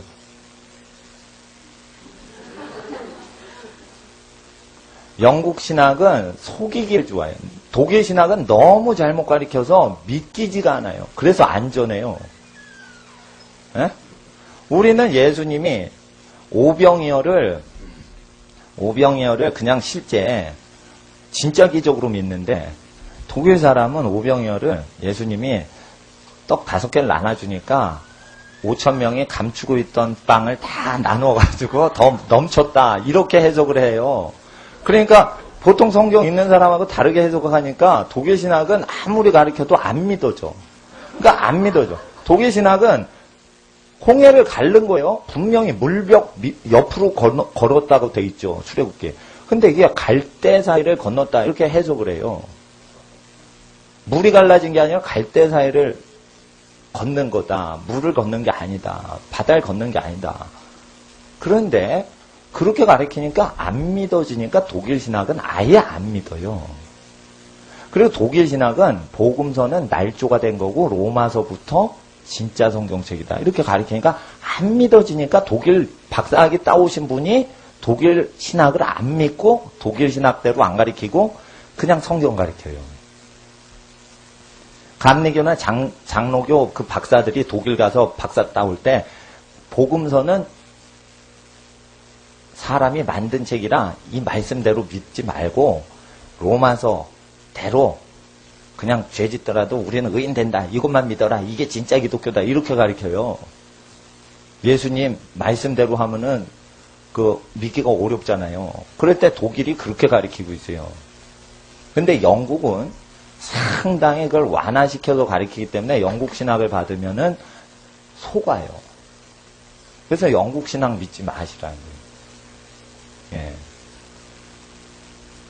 그래서 하나님 앞에서 우리가 좀 깨었을 때 뭐부터 깨었냐? 성경을 잘못 이해하는 그 구조 자체를 알고 그래서 그 사람들이 왜 구조적으로 성경 잘못 읽게 됐고 그래서 교회가 왜 타락하게 됐는지를 알게 되는 것입니다. 신학교를 제가 못 가게 하는 것은 신학교 가서 교회나 교단을 의지해서 살아가는 사람이 나올까 봐 겁이 나는 거예요. 일단 세상 돈벌이를 안 하고 신학교를 가죠. 그럼 취직이 안 돼요. 그리고 경제활동이 안 돼요. 그러니까 교회에 취직해서 먹고 살아야 돼요. 그렇게 하니까 어떻게 해요? 세속적인 설교가 많은 이 시대에 세속화된 설교로 그 사회활동을 해서 적응하고 살아가야 돼요. 그래서 신학교 가지 마시라는 거예요. 그리고 자기가 땀 흘려서 열심히 일하고 그리고 부모님 공경하고 가족 부양하고 사회 이바지하고 그리고 하나님께 감사드리면 헌금 내시고 전도하실 때 자기가 돈을 열심히 벌어서 자기가 무료로 전도하면은 하늘나라 상급이 많아요. 근데 전도 한 번 하고 돈 얼마 받고 설교 한 번 하고 얼마 설교 사례비 받고 이러면은 하늘나라면 상급이 원래 없게 돼 있는 거예요. 그래서 저도 다른 교회 가면은 사례비 주시면 안 받고 와요. 근데 그쪽에서 이걸 바쳐야 우리 교회가 복을 받습니다. 이러면은 받아요. 되도록은 사례비를 안 받으려고 그래요. 교회에서 설교를 하면 사례비가 더 설교하는 만큼 안 나오지만 밖으로 가면은 시간당 많아져요. 시간을 많이 뛴 만큼 사례비가 나오기 때문에 제가 재정적으로 생각하면 밖으로 뛰는 게 더 재정적으로 가지 여기 안에서 계속 저 녹화방송 이렇게 하고 그런 거는 그 우리 교회 재정 향상에 별로 기여를 못 한단 말이에요. 그렇지만 이게 값없이 복음을 증거하는 거기 때문에 더 귀한 거라 외국어 1절 신학교 강의랑 노숙자 강 설교하는 거 빼놓고는 내가 안 간단 말이죠. 그리고 신학교 가지 말고 가정을 열심히 성결해야 돼요. 이렇게 하는데도 진짜 다 버리고 신학교를 갔다. 그러면 그 사람은 진짜일 가능성이 있어요. 신학교를 가세요 이래가지고 가면은 가짜가 많이 신학교를 간단 말이에요. 그러니까 신학교를 가면 저주받습니다. 이 예수 말씀을 그대로 따라야 됩니다. 이렇게 막 하는데 자기가 다 버리고 신학교를 갔다. 그러면은 그만큼 헌신이 있는지 모르죠. 네. 그러니까 제일 좋은 길을 제가 말씀드리는 거예요. 로마서를 공부할 때 이 신학책을 거적거리면서 이렇게 신학책을 읽어가지고 공부를 했다. 이게 전부 소경되는 것이에요. 그래서 하나님 앞에 3, 4절 번역 잘못됐어요. 예수는 부활하신 이후에 하나님의 아들로 인정되신 게 아니라 이게요. 근데 독일 신학에서 그렇게 가리키니까 그거 연붙여서 그렇게 말하는 건가 이러고 번역을 한 거예요. 바울은 독일 신학자를 알지도 못했어요. 근데 왜 독일 신학 공부를 했던 사람이 바울이 독일 신학자가 말하는 걸 얘기하는 것인가 이러고 왜 4절을 그렇게 해석했냐 이게. 예수는 태어날 때부터 하나님의 아들이신 게 계시가 됐고 동정녀로 나신 것은 초자연적인 하나님이 육신으로 오시는 걸 증거하시려고 동정녀로 통해 오신 거예요. 그러니까 그분은 부활하셔야지 하나님의 아들로 인정되시는 게 아니라 그 전부터 하나님의 아들이셨어요. 단지 로마 교회에 하나님의 아들로서 전파된 것이 복음을 증거된 것이 이방 선교는 부활 이후부터 성령의 능력으로 전파됐기 때문에 능력받는 건 오순절 이후니까 부활 이후죠. 그죠? 이방 선교는 부활 이후죠. 오순절은 부활 이후니까. 그러니까 부활 이후부터 죄 값을 완전히 없애버리셨으니까 이방 선교 능력받도록 하는 거예요. 죄인도 성령 받으면 능력이 나타나요. 그래서 그렇게 너희 로마 교회에 전파가 되시고 그분이 인정되셨다 이거예요. 그래서 신학을 공부하지 않으면 더 원어 성경 공부할 때도 순수한데 언어적인 그냥 기초적인 것은 사람이 소리를 낼 때 그 생각만 한다는 거예요. 말을 하면 수만 단어를 얘기하지만 말하는 그 순간에는 수만 단어 중에 그 단어만 생각해요. 인간은 다 그런 거예요. 그리고 그 단어만 얘기하기 때문에 스타카토나 억양의 법이 생기는 거예요. 억양과 스타카토는 지금 생각하려고 말하기 직전에 그 단어를 크게 하려고 숨을 죽였다가 이것입니다. 이렇게 얘기하는 거예요. 언어의 구조는 바로 이것입니다 할 때는 바로는 살짝 하고 이것이라고 할 때는 그것은 지금 말하는 이것을 할 땐 그 이것만 생각하지 딴 걸 생각을 안 하기 때문에 거기다 힘을 줘서 그런 거예요. 그래서 바울은 여기서 얘기할 때 예수님의 복음 안에서만 9절에 섬긴다는 것입니다. 그래서 9절에 그의 아들의 복음에 밑줄 그으시면 돼요. 9절에.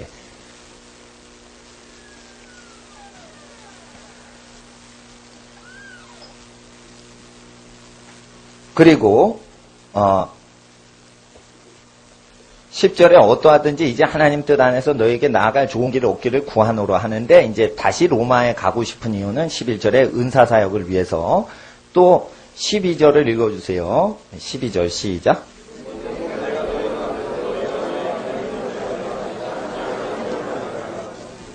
로마에 가는 것은 은사사역하기 위해서 갈 뿐더러 로마인들이 해외 선교를 하고 로마인이 아닌 다른 사람들에게 믿음을 전파해서 예수님께 순복시킬 정도로 믿음이 좋아서 로마인들을 만나면은 바울이 엄청난 위로를 받게 돼요. 그래서 피차 위로를 할 수 있게 돼요.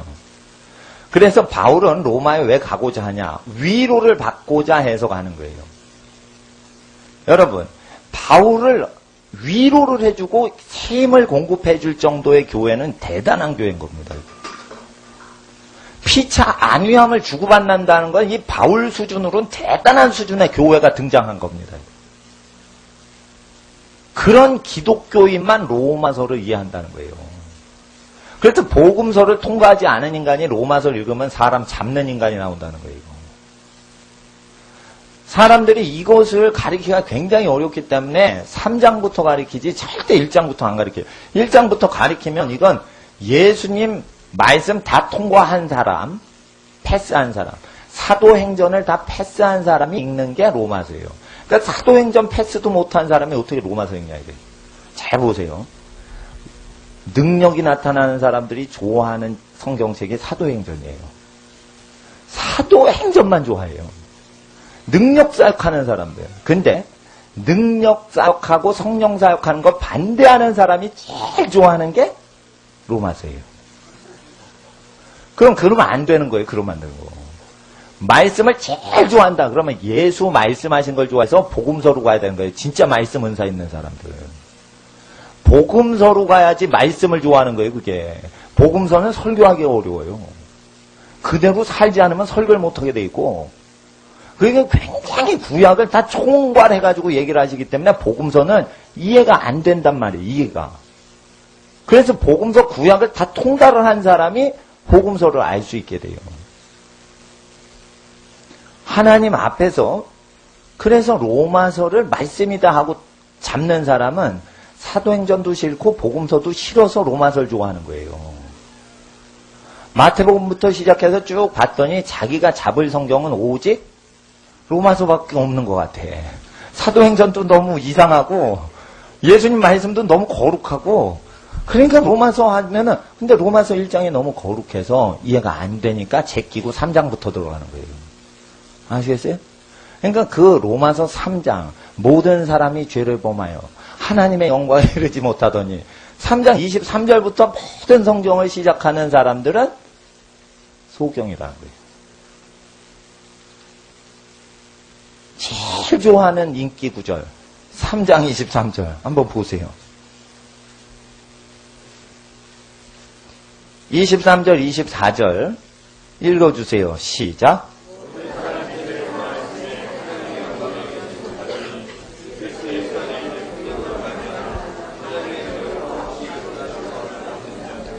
(23절에) 우리는 죄를 지었어요. 근데 24절에 예수님이 피 흘리셨대. 구속으로, 십자가 구속으로. 이 23절과 24절만 딱 읽으면은 우리는 죄 지었고 예수는 우리를 구원하고. 아, 편안해. 전자동장치네. 이렇게 생각이 되는 거예요. 그러니까 23절과 24절을 복음이라고 해요. 이게 영국의 복음주의 신학자의 신학론이에요. 이게 마틴 로이드 존스와 존 스토드 학자의 신학론이라 이게요. 그래서 복음 이러면은 로마서인데 로마서 중에 3장 23절과 24절을 복음이라고 한다. 이래요. 그거 복음 아니에요. 예수님 복음서가 복음이에요. 이 천국 복음이 모든 민족에게 증거되리니. 그래서 복음을 믿는 건 어려워요. 그래서 복음 전하면 핍박이 있는 거예요. 로마서를 이거 3장 23절 24절 전해보세요. 죽이지 않아요. 근데 왜 복음을 증거하면 죽일까? 영국 마틴 로이드 존스랑 다르게 전도를 했다는 걸 아셔야 돼요. 전도자들이. 사도행전에 로마서를 전한 걸로 어떤 사람이 인식하는데 로마서를 사도행전에 증거를 한 적이 없어요. 예수의 분부하신 내용을 증거했지 언제 로마서를 증거했냐. 근데 잘 보세요. 사도행전 증거할 때 어떤 일부 잘못된 복음주의 신학자가 로마서의 내용을 계속 사도행전으로 설명하려는 사람이 있어요. 그 바울이 이걸 잘 못한 것이죠. 그리고 그 사람 마음에는 오직 복음이라는 단어가 사도행전에 등장하면 로마서 3장 23절 24절 두 절만 기억이 나니 예수님 복음서를 봐도 사도행전을 봐도 언제나 복음은 로마서 3장 23절 24절로만 이해돼서 우리는 죄짓고 예수는 우리를 건지고 두 가지 얘기만 하는 거예요. 그래서 하나님 앞에서 이 로마서 설교가 잘못돼서 영국 교회는 다 이슬람 사원으로 돼가고 나이트 클럽이 돼가고 있어요. 그래서 영국 교회를 다 죽인 사람들은 영국 신학자들이에요. 영국의 동성연애자들이 영국 성공회 지도자로 다 들어왔어요.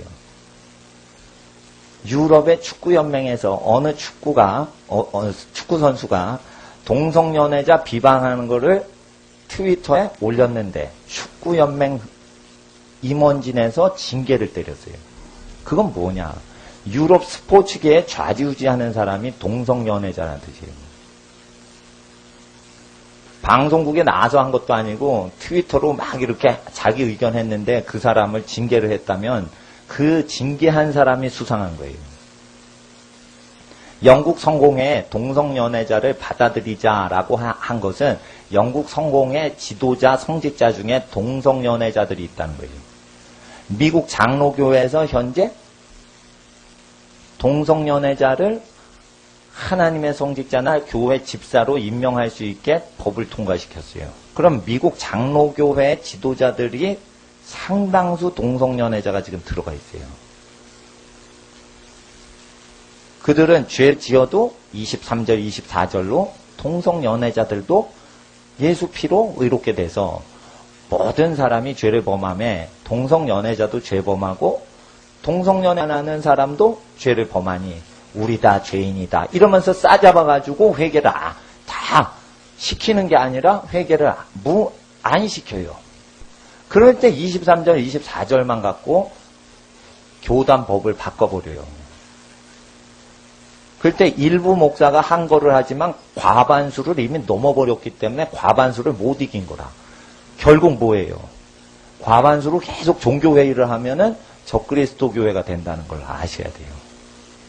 그래서 우리는 원래 성경이 어떤 방식으로 지어졌는지 언어적으로 어린애같이 읽으셔야 되는 거예요. 그냥. 그래서 1장부터 읽고 2장 넘어가는 거지 2장 읽고 3장 가는 거지 3장부터 읽으시면 안 돼요. 나쁜 사람들이 3장부터 읽는 거예요. 자기 마음대로 살려고. 그리고 이제 15절 읽어주세요. 15절 읽어주세요. 시작.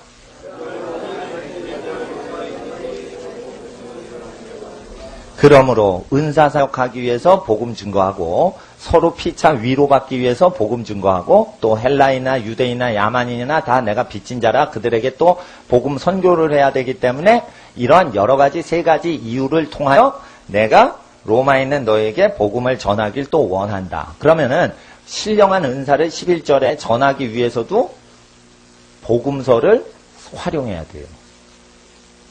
은사사역의 복음서를 활용해야 돼요. 귀신 쫓으려도 복음서대로 예수의 이름으로 귀신을 쫓는 것이니까 복음서를 활용해야 돼요. 그리고 신유사역 능력 받는 분들은 기도를 많이 해서 받지만 복음서대로 기적이 있다는 걸 믿는 경우에만 기적이 일어나지 복음서의 기적이 믿어지지 않는 경우에는 기도를 많이 해도 기적이 안 일어납니다. 복음서 기적이 현재적으로 일어날 걸 기대하는 믿음이 있는 사람만 복음서적인 믿음이 있는 사람만 기적이 일어나서 성령 사역을 해도 복음을 전해야지 되는 것이에요. 그래서 이런 여러 가지 세 가지 이유를 통해 15절에 복음 전하길 또한 다시 원하는 것이에요. 그래서 16절에 왜 이렇게 복음을 전했는데 또 전하길 원하는 것은 복음을 부끄러워하지 않기 때문이에요. 16절 읽어주세요. 시작.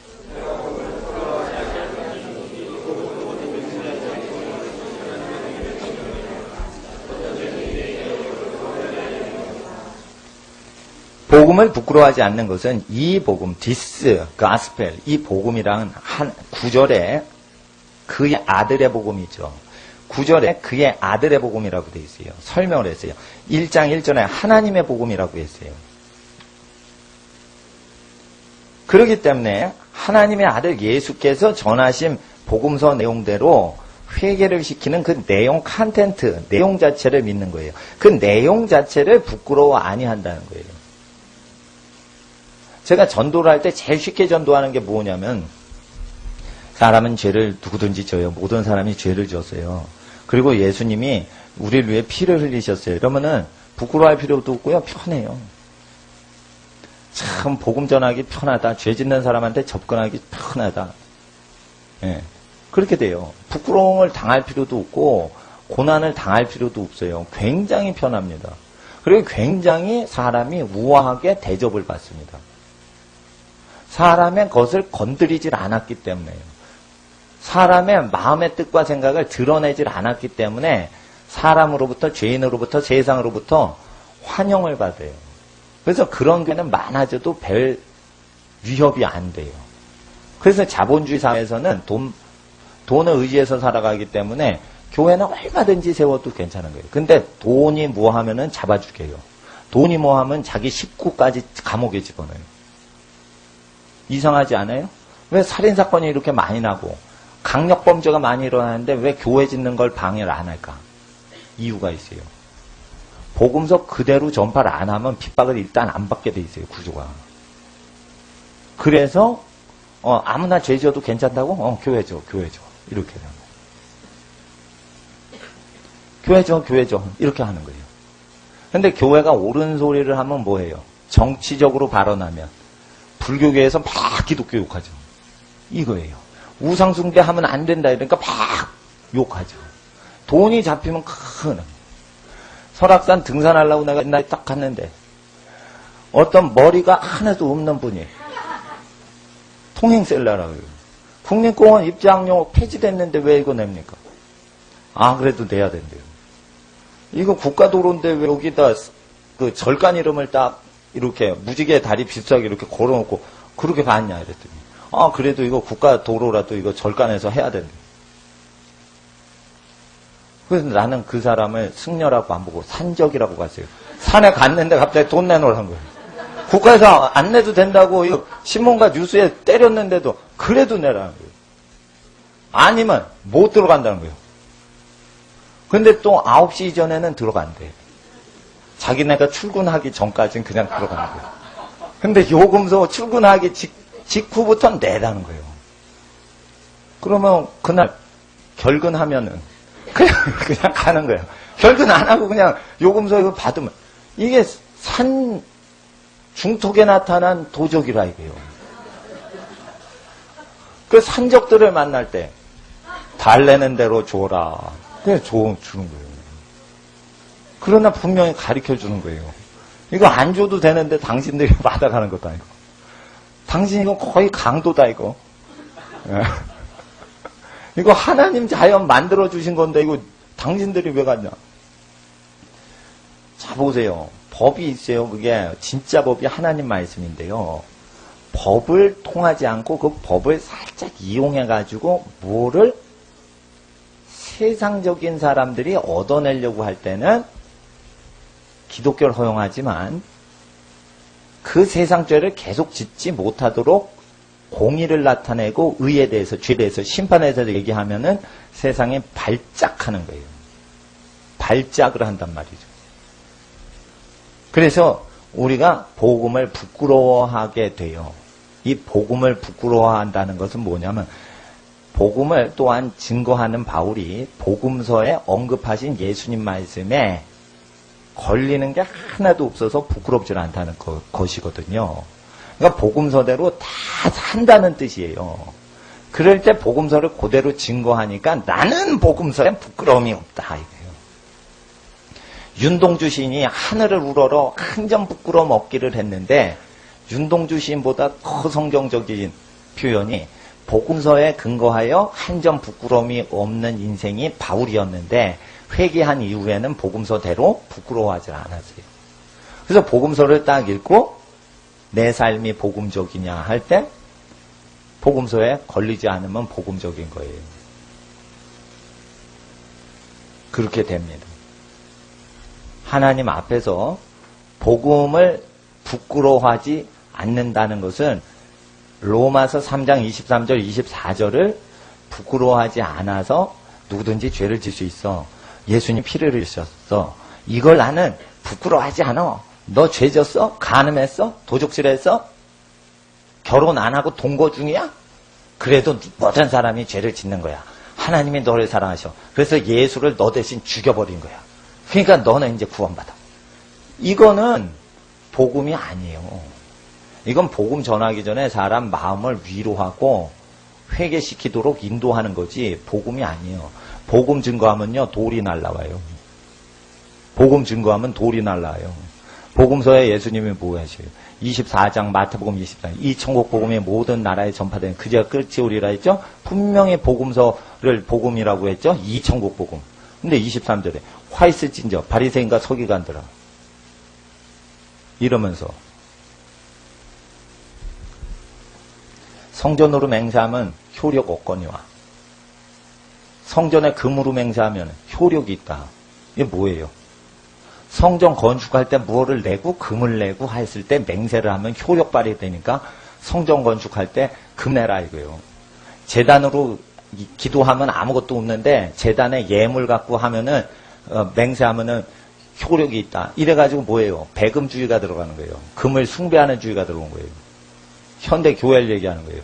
그리고 남에게 무거운 짐을 지우고 손가락 까딱 하지 않으면 시켜고 부려먹는 사람에게 종교 지도자에게 화이센 진저. 그럼 보세요. 백부장은요 위에 사람이 있어요. 아래 사람이 있어요. 가라 하면 가고 오라 하면 해요. 자기 위에도 사람이 있죠. 위에서 부리는 대로 자기도 부리는 거죠. 근데 위에서 부리는 대로 부림받지는 않고 밑에 사람 부리려고 하는 사람이 있죠. 자기는 쓰레기통 버리는 일을 부림당하지도 않으면서 밑에 사람 쓰레기통 부리는 사람이 있어요. 그런 사람은 회개를 안 한 거예요. 쓰레기통을 버리게 지시를 하려면 지가 쓰레기통을 버리고 남한테 쓰레기통 버리라 이거예요.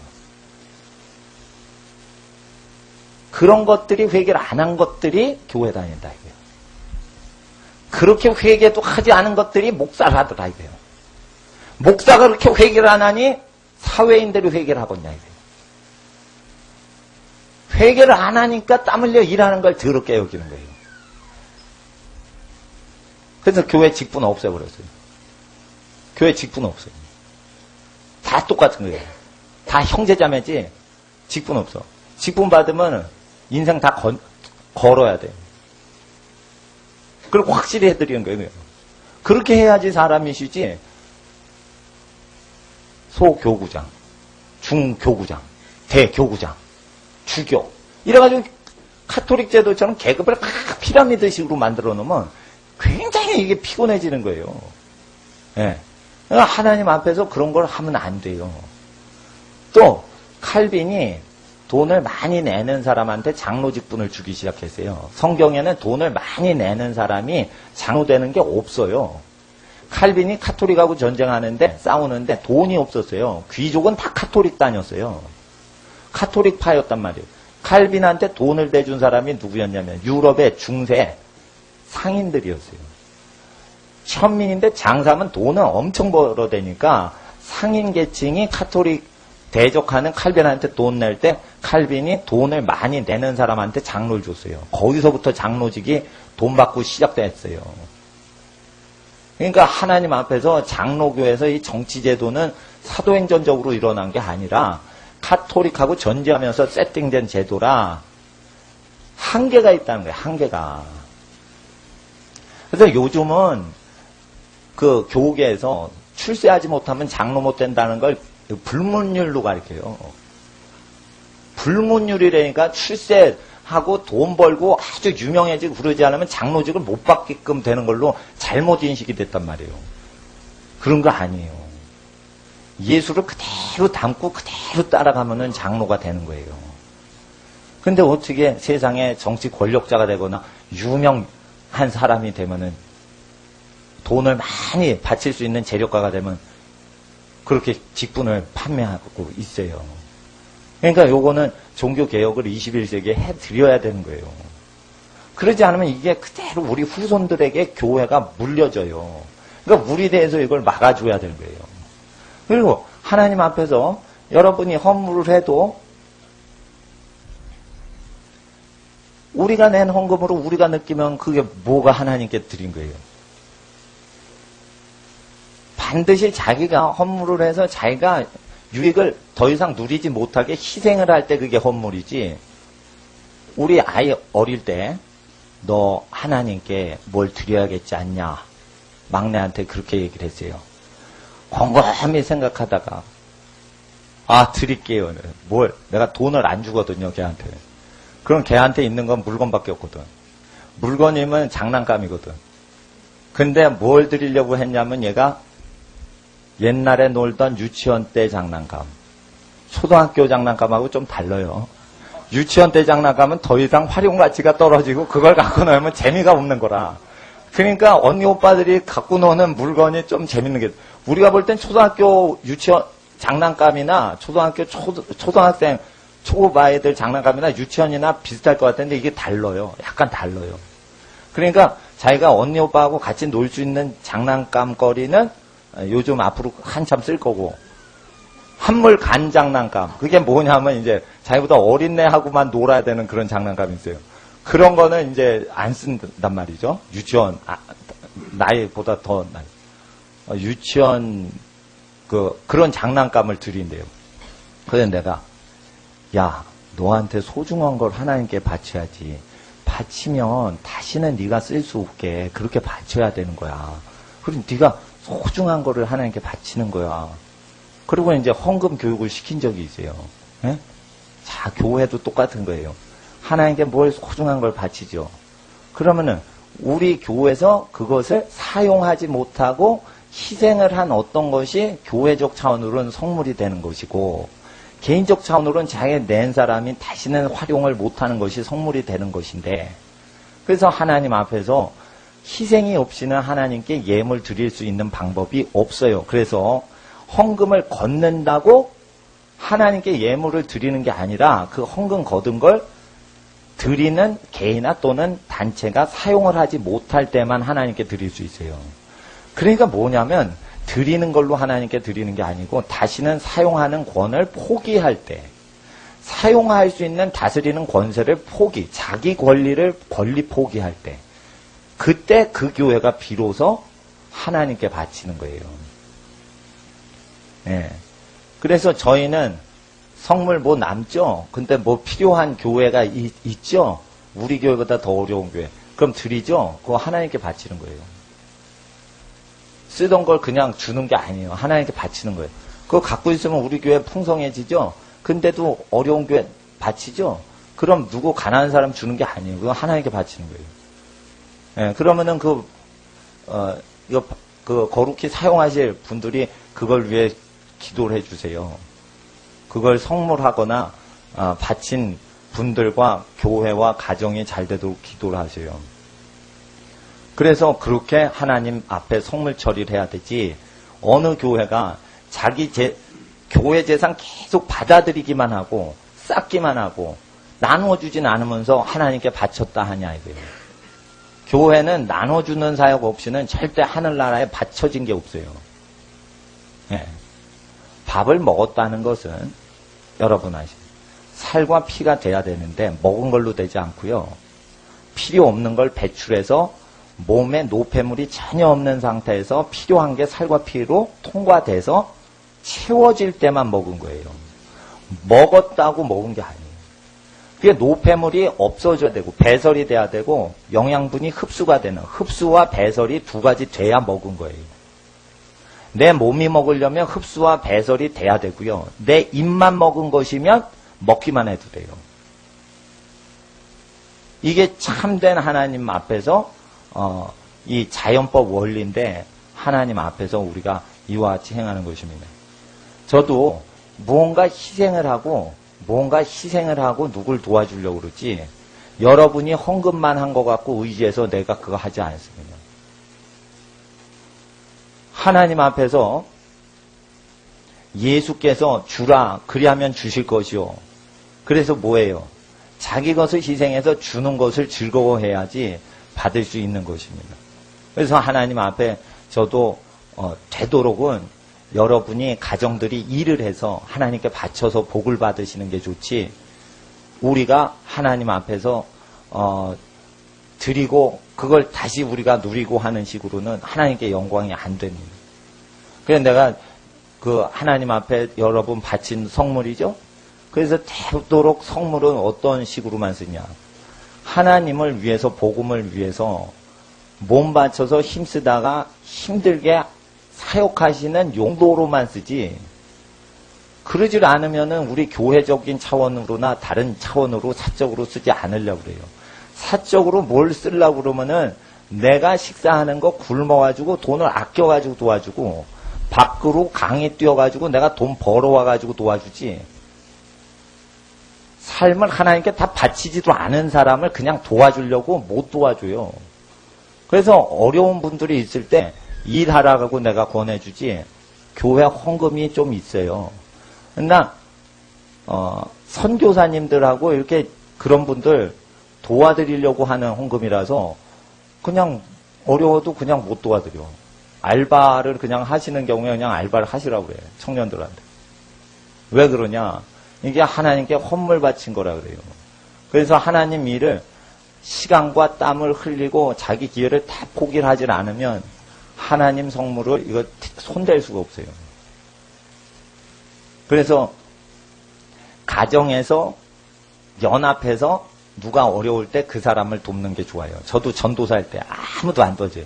교회 얘기도 안 해요. 그럼 그때 누가 도와줬냐? 우리 가족들이 날 도와줬어요. 가족들이 날 도와줬어요. 우리 아이들 뭐 해주고 그런 거 할머니 돈으로 하고 뭐 하고 이런 식으로 했어요. 교회는 내가 바치기만 했어요. 그래서 내 복을 쌓은 거예요. 그러니까 하나님 앞에 우리가 이 교회의 전통적으로 하시면 안 되고 성경 그대로 하나님 앞에 반응하면 되는데, 예수님은 이 구약의 예배법을 그대로 완성을 하십니다. 로마서 1장 17절을 한번 읽어주세요. 17절 시작.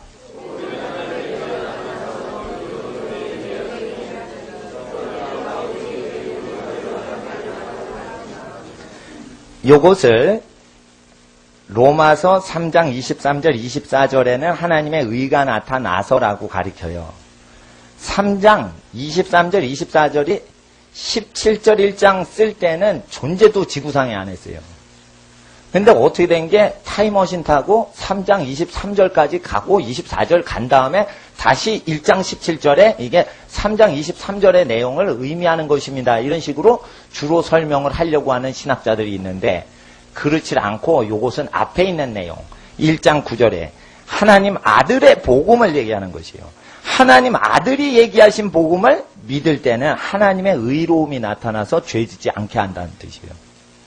하나님의 아들이 얘기하신 걸 믿을 때는 의로움이 나타나고 하나님이 아들이 말씀하신 복음이 아니라 자기 복음을 믿으면 로또를 사도 믿음으로 사면 의로운 거야.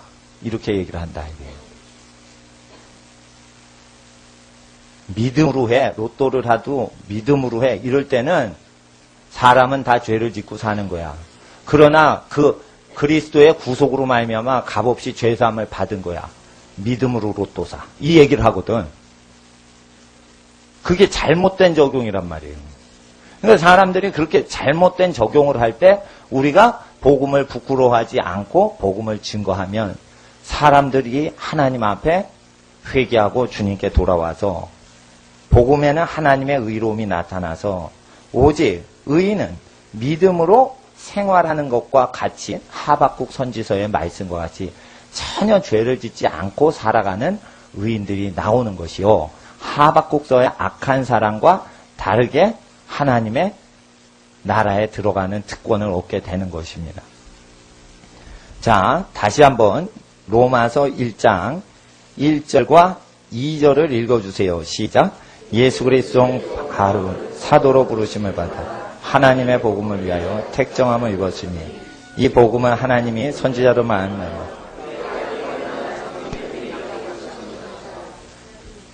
그래서 하나님의 복음이 그대로 나타나게 되어서 우리 모두가 하나님의 아들 예수 그리스도를 증거할 수 있게 됐는데 로마서는 로마서가 없을 때 이미 복음이 전파되고 있었다고 증거하고 있습니다. 그래서 이 시간 하나님 내가 복음을 부끄러워하지 않게 하시고 내가 예수 말씀에 부끄러움이 없는 전도자가 되기까지 예수의 말씀 사랑하고 예수님 증거하게 하여 주시옵소서. 하나님 이 땅에 교회들의 죄악이 많아서 복음을 변질시키고 예수의 말씀대로 누가 사냐 예수의 말씀 그대로 누가 전도하냐 이렇게 빈정대고 회방할 때 예수의 말씀 부끄러워하니 하게 하옵소서.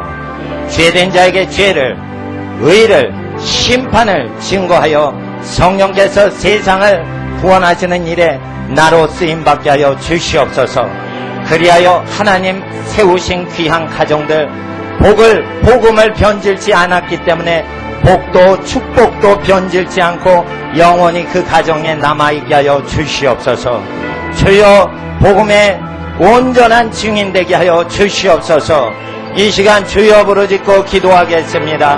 주여 주여 주여.